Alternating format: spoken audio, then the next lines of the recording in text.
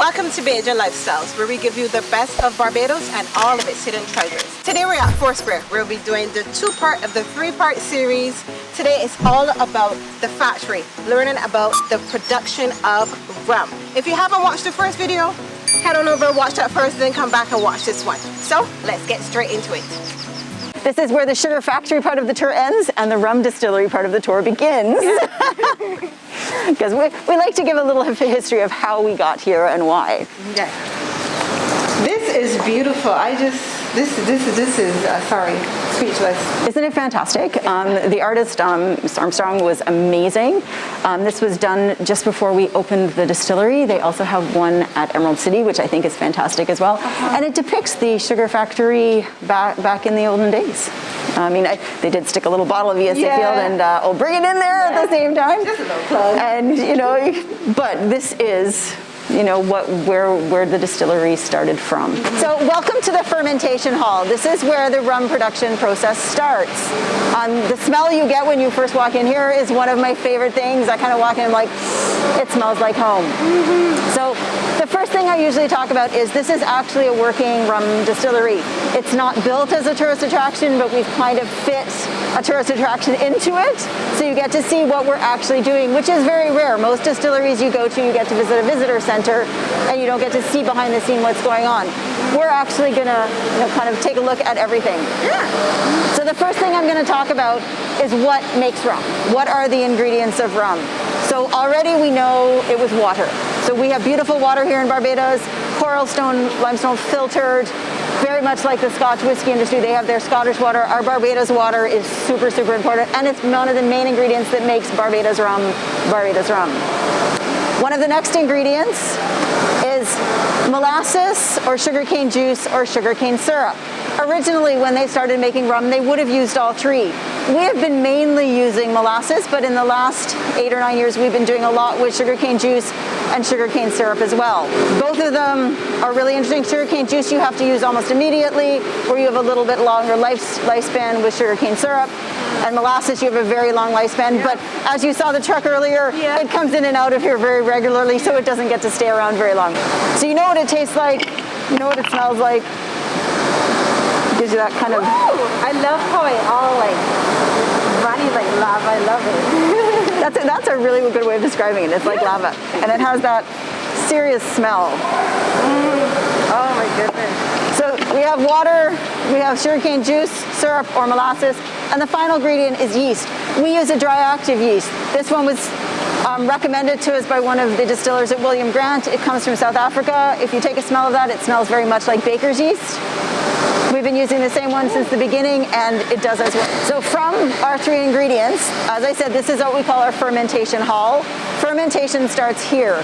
The water and the yeast are put into here, and it grows. When it's ready, it's put into one of the fermentation tanks with the molasses. The process from start to finish is usually 44 to 48 hours from the beginning to the end. When it's done, the fermentation, we call it mash. Sometimes they call it a wine or a beer, depending on the industry, but it's all the same. It is the water, the yeast, and the molasses. And from here, we have 7 different tanks right now, all going at different levels at all times. Wow. So we started off in 1926 as RLCO. Our rum would have been bottled under our names. As the years went on, we bought other companies that were probably going under. We bought ESA Field, Aline Arthur, we brought John D. Taylor, and the House of Martin Dorley. All these companies would have disappeared if we had not kept their best products. With the Dorleys, we kept their Dorleys 5 and we expanded on it because now we have 3, 5, 8, XO, 12, and 14. The 3 is aged 3 years. Aged 3 years. 5, 8, 12. And XO is? XO is 6 to 8 years. Ah, got you. Just for those who are not as experienced in all the lingo. and they're very good questions. Yeah. And one of the things that's really important to note is in Barbados, an age statement means something. If it's an age statement. Yeah. So if it has 3 years old, it's 3 years and up. It's not mix of something and a couple of drops of 3. It's not a Solera. It is 3 years and higher. There is nothing in there. And for Foursquare, everything we do is aged here in Barbados and bottled here in Barbados. Yeah. We keep the quality control. We know what goes into a bottle. So if you drink a bottle of Foursquare anywhere in the world, you know that it came from here and that it was bottled here. Nothing has been added to it. Yeah. We also are the home of John D. Taylor Velvet Falernum.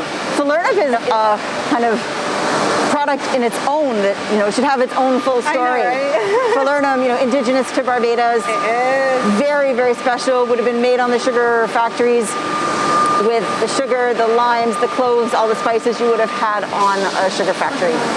So very, very important part of Barbados history, but that's another story. Yeah, but I remember stealing some of that at Christmas when I was a kid, so yeah. And it always had that beautiful, beautiful lime and clove and flavors that, it's the base of some of the best cocktails in the world as well. It is, it really which is kind of exciting. So it makes me very proud to be, a representative of John D. Taylor Falernum in the world.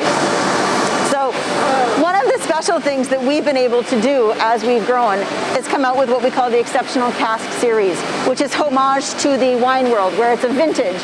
It's a one-off couple of barrels, it's blended, it's bottled, and that's it. It never happens again. A lot of spirits you'll see a vintage, but it's a permanent vintage, where these are actual. Each year, 2 or 3 come out, it changes, they're never the same, and it's always different. It's something I'm really, really proud of, and we'll see that a little bit more in the tasting room as well. Wonderful.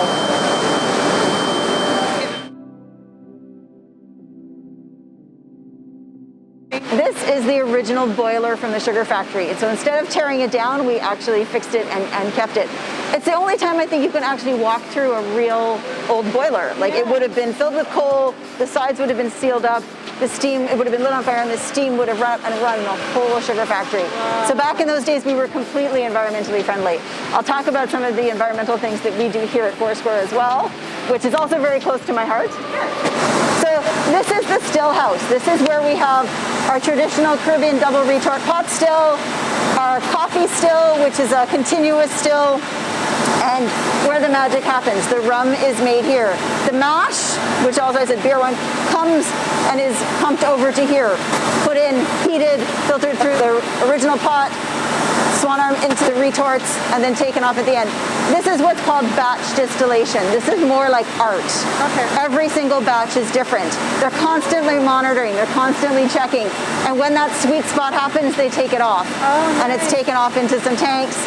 A little bit is left, some more is put in, and the process starts again. So each of these distillations from the pot still are like the very fine art of distillation. It's very special. It smells really good. This is really, so I'm going to give you an idea. So this is a coffee still. It's a continuous still. The coffee stills are much rarer than the pot stills, believe it or not. So this is quite exciting. You can see ours is number 80. That's not a lot. Continuous still, it's constantly taken off at the same spot.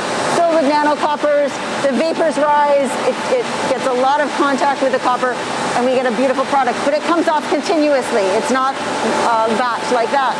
So to give you an idea of the amount of pot still to coffee still, column still, these 4 little tanks are for the pot still, and these 18 big tanks are for the coffee still, to give you an idea of what comes off. So this is a beautiful, delicate, lighter flavor, but just as amazing, where the pot still is a little stronger, a little more pungent, but beautiful. And as I said, a little bit more like art. Wow, it is. It is beautiful.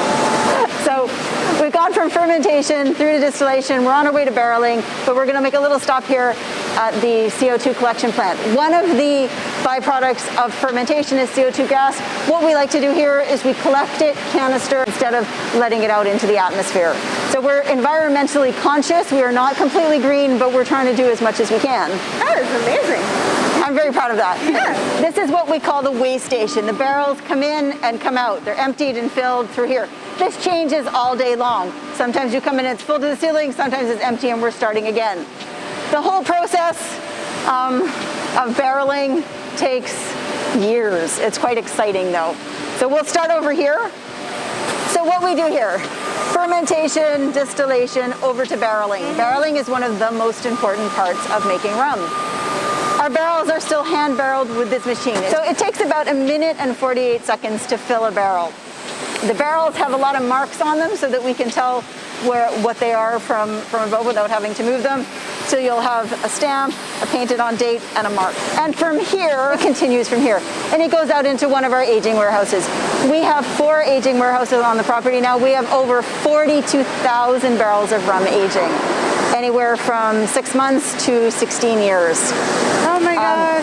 And barrels, we use a lot of different types of barrels here at Foursquare. We have the traditional Jack Daniel's bourbon barrels, which probably accounts for maybe 80% of our rums. But we have cognac, we have sherry, we have And this is the wood you're port, speaking of? Madeira. Oh. So these barrels would have come from different places. We have French oak, cognac, Madeira, port, sherry, Zinfandel, Chilean Syrah. We have a lot of different types of barrels here that we're using, and a lot of them go into the exceptional casks, but the sherry goes into the Dorley's XO. This man is one of the most important people in the distillery. And he's dashing gone. I think they're all going for lunch. Oh, okay. But Mr. Packins is our barrel warehouse manager. There isn't a barrel in here that he doesn't know where it is or what's in it. I could come to him at any time and be like, Mr. Packins, can you take me to the Zinfandel cask barrels? And he can put me up on the trolley and let me see. That whole thing is huge. This one here? Yeah, these two. Wait till you see the next ones on the other side. What are they? So these are actual storage tanks. The rum comes from the distillation over here to barreling. Something that we do that is very special here at Foursquare is we blend before we barrel. So we do a blend of pot and a blend of column. A lot of distilleries just age the pot and age the column and blend it afterwards, but we actually blend before we barrel, which is something very special to Foursquare. This is where the decanting happens. So the barrels go out to the aging warehouses, they spend some time out there, and then they come back to here. They're decanted. It takes approximately 48 seconds to decant a barrel. Over the years, we have what's called the angel share, which is with our temperature and the aging process, we lose a little bit every year.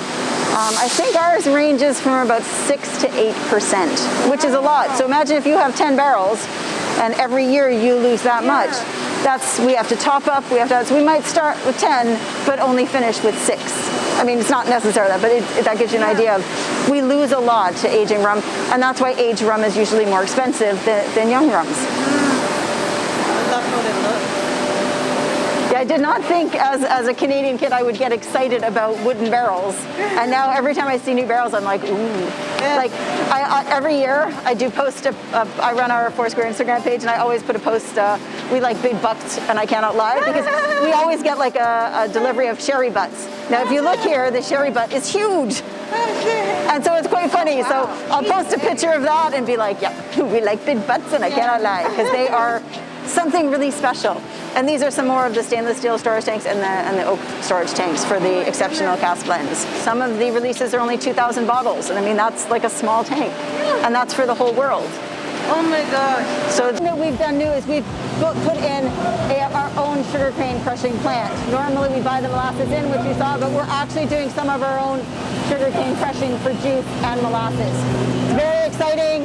It's done by hand. It's a double crusher. It crushes here and then it does a second crush there, and the juice comes out. It's beautiful. My things is I'm trying to change in Barbados is I would love for the airport and hotels, when you have your welcome parties, to be not a rum punch and a fruit juice. It should be a corn and oil and a Bajan lemonade, because that's Barbados. They're things we need to do. There's so many companies that are making Bajan lemonade. It's easy for us to make ourselves. Yeah. We shouldn't be buying processed juices, putting them together. It should be real. Yeah. I'm very much about it should be Barbados we're promoting. Okay, so we've done fermentation, distillation, barreling, and aging, sorry. So now we're out back on the property. This is our waste treatment plant. Instead of pouring our waste straight out into the ocean, we actually take it all through here in the waste treatment plant. The water is filtered out, put through the property into various ponds, filtered through black plastic media, and reused to water the lawn. So even the dry season, we're very green because we recycle all the water. All the solid waste is put into a tank, shipped down to the port, and shipped off to the US to be used in animal feed, rather than put out into the ocean destroying our reefs. Okay guys, I hope you enjoyed that video. It was a beautiful tour. I learned so much from Gail. She's an amazing ambassador for Foursquare. So as always, like and subscribe, and I will see you in the 3-part series. Bye.